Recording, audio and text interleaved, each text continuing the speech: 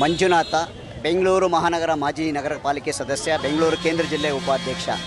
ಮೊಟ್ಟ ಮೊದಲನೇದಲ್ಲಿ ಇಡೀ ದೇಶದ ಜನಕ್ಕೆ ಅಭಿನಂದನೆಗಳನ್ನು ಸಲ್ಲಿಸುವಂಥ ದಿನ.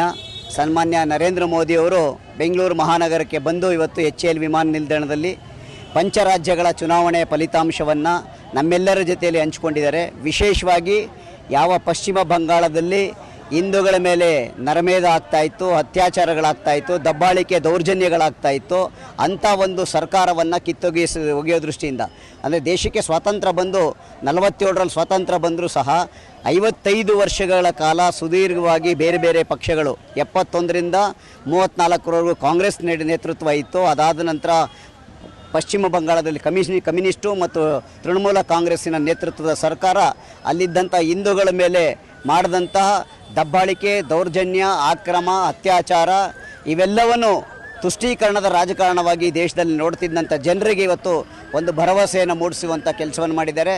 ಸನ್ಮಾನ್ಯ ನರೇಂದ್ರ ಮೋದಿಯವರು ಮೊನ್ನೆ ಯಾವ ಚುನಾವಣೆಯ ಫಲಿತಾಂಶ ಬಂದ ನಂತರ ದೆಹಲಿಯ ಭಾರತೀಯ ಜನತಾ ಪಾರ್ಟಿಯ ಕೇಂದ್ರ ಕಚೇರಿಯಲ್ಲಿ ನಿಂತು 3 ಸಂಗತಿಗಳನ್ನು 3 ಸ್ತಂಭಗಳ ಬಗ್ಗೆ ಮಾತಾಡಿದ್ದಾರೆ. ಅದು ಈ ದೇಶದ ಸಾಂಸ್ಕೃತಿಕ ರಾಷ್ಟ್ರವಾದಕ್ಕೆ ಒಂದು ಕನ್ನಡಿಯ ರೀತಿಯಲ್ಲಿತ್ತು.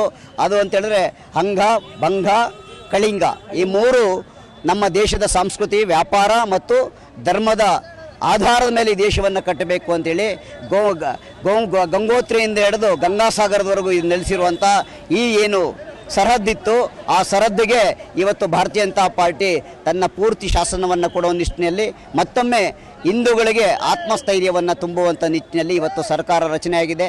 ಸುಭದ್ರವಾದಂಥ ಸರ್ಕಾರ ಅನೇಕ ವರ್ಷಗಳ ಒಂದು ಆಕ್ರಮಣದ ನಂತರ ಇವತ್ತು ಬಾಂಗ್ಲಾದೇಶದ ನುಸುಳುಕೋರರಿರಬಹುದು, ಹೊರಗಡೆ ಇದ್ದಂಥ ಅನೇಕರನ್ನು ಹೊರದೋಡಿಸ್ಲಿಕ್ಕೆ ಇದೊಂದು ಅವಕಾಶ ಸಿಕ್ಕಿದೆ.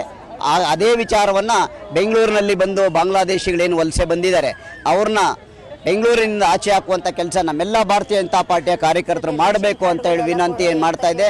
ಈ ಸರ್ಕಾರ ಏನು ಕಾಂಗ್ರೆಸ್ಸಿನ ಭ್ರಷ್ಟಾಚಾರ ಮತ್ತು ಯಾವ ದುರಾಡಳಿತವನ್ನು ನಡೆಸ್ತಾ ಇದ್ದಾರೆ, ಉಚಿತವಾದಂಥ ಕೊಡುಗೆಗಳನ್ನು ಕೊಟ್ಟು ಜನರ ಮೇಲೆ ಹೊರೆ ರೀತಿಯಲ್ಲಿ ಏನು ಸರ್ಕಾರ ರಚನೆ ಮಾಡಿದ್ದಾರೆ, ಆ ಸರ್ಕಾರವನ್ನು ಬುಡ ಸಮೇತ ಕರ್ನಾಟಕದಲ್ಲೂ ಕಿತ್ತಾಕಬೇಕು.